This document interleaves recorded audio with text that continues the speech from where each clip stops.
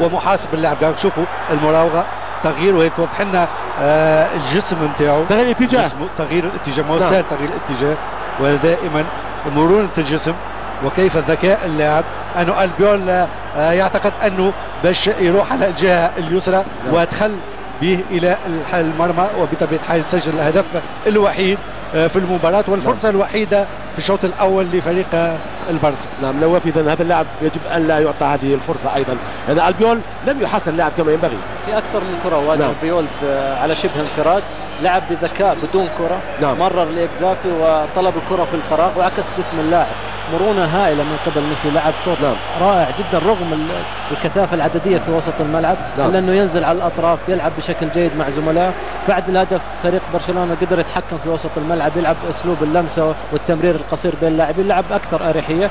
مزيد من المشاكل بالنسبة لوسط فريق ريال مدريد، وخط دفاعه ما زال بنفس الإشكاليات.